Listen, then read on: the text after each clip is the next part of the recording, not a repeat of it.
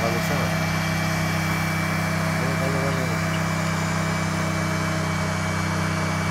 Ucu gözükmüyor ki. He. Yüksek ya. Burada başım döndü ya benim aşağı. He. Az önce başım döndü ya. Biliyorum, farkındayım. Ben korktum ya. Akıl işi değil bunu 18'e kurmak. Bir de mesafe var.